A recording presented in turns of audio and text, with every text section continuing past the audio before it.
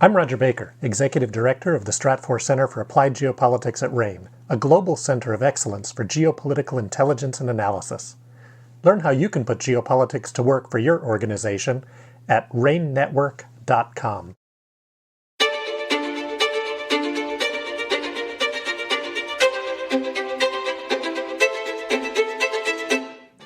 Welcome to RANE's Essential Geopolitics podcast.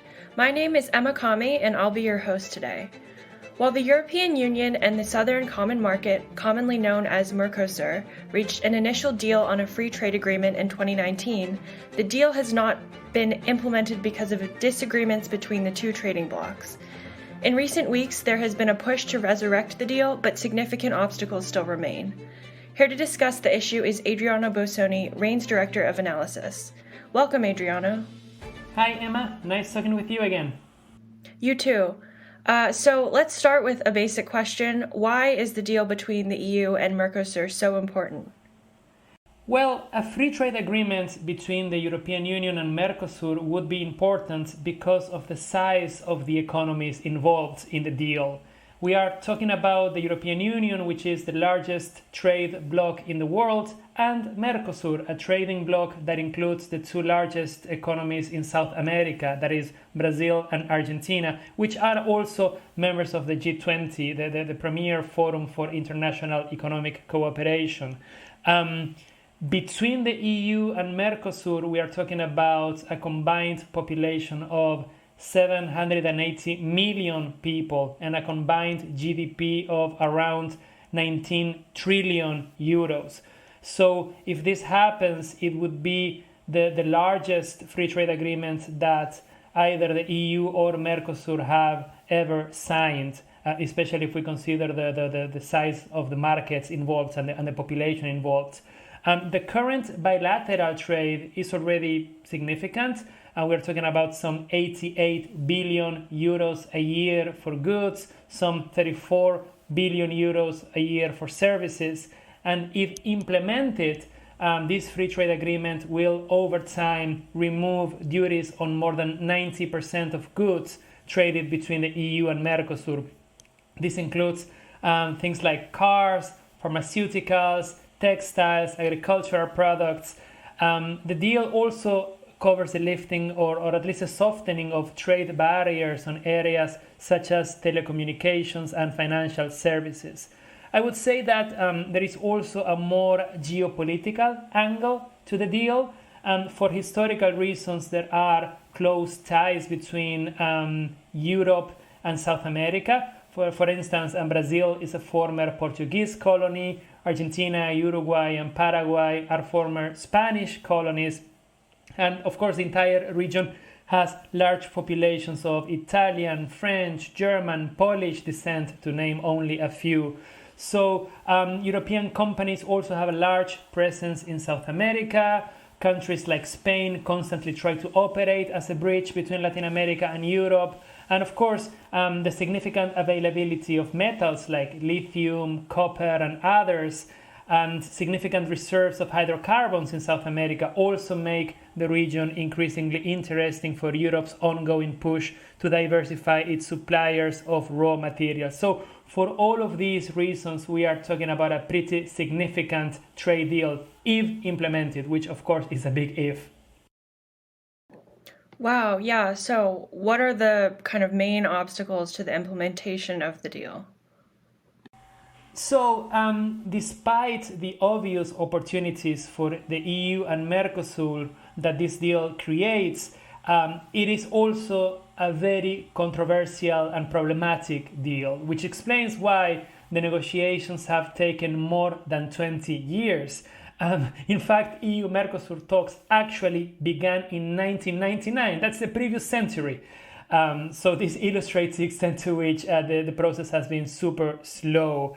While there are many reasons for the protracted negotiations, we can summarize the problems here by saying that European agri-food producers are quite skeptical of opening EU markets to super competitive agri-food producers from Brazil and Argentina. France, for instance, is one of the main critics of a trade deal between the European Union and Mercosur. France has a large agricultural sector, and French governments are very sensitive to political pressure from local farmers. And France is not alone in this, right? Farmers in other countries such as Ireland have also spoken against a deal with Mercosur.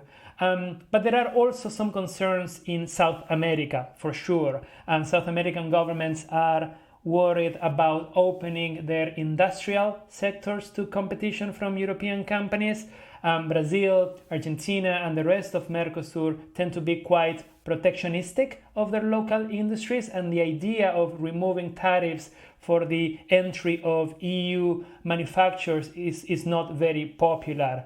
Mercosur countries, especially Brazil, have also expressed concern about the idea of opening government tenders to European companies, which they think would negatively impact domestic companies. More recently, I would like to add, France and others have expressed concern about the ongoing process of deforestation in the Amazon rainforest in Brazil, and have demanded a greater Brazilian commitment to stop deforestation. I would say that while to some extent these concerns are genuine, in fact, France in particular, and the EU in general, is very vocal about the fight against climate change, the Paris Climate Agreement, and the like. It seems to me that to some extent France and others are also using deforestation as an excuse to oppose the trade agreement, when in reality the main concern is about what I said before, right? About opening their agri-food markets to Brazilian imports and South American imports in general. A few weeks ago, the European Commission proposed to add an addendum to the free trade agreement covering these environmental issues. But of course, the South American governments are not particularly thrilled about the idea of adding stuff to a deal that was already closed 4 years ago, right?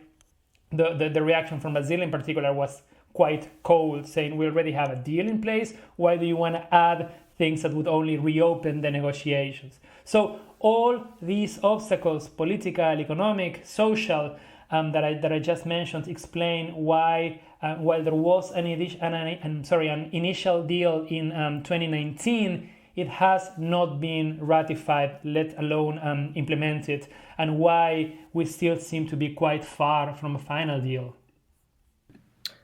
Despite that, EU and Mercosur leaders have repeatedly said that a compromise will eventually be reached. Do you think that this is possible in the short to medium term? Well, that's a great question. I will start with some positive developments, if you like. Right now, the EU and Mercosur are exchanging offers and counter offers, which is a positive sign. This suggests that for all of the obstacles that I mentioned before, at least there are ongoing attempts to break the impasse, right? Having a conversation, even if it's a tense conversation, is better than having no conversation at all. We also need to keep in mind that Spain currently holds the rotating presidency of the European Union, which means that the Spanish government can introduce topics on the European Union's political agenda. And as I said before, Spain is interested in becoming a bridge between Europe and South America. So we should expect the Spanish government to push for continued conversations between the EU and Mercosur. Of course, Spain doesn't really have any extra powers. The rotating presidency of the European Union also only means that it can put the item on the agenda, but it doesn't necessarily mean that Madrid will be successful at breaking the impasse. But at least they will try. For them, relations with Latin America are quite important. But then there are also some big problems. I would say both Brazil and Argentina have left-wing governments right now that are quite protectionistic, especially when it comes to their industrial sectors. Argentina will hold a presidential election in October.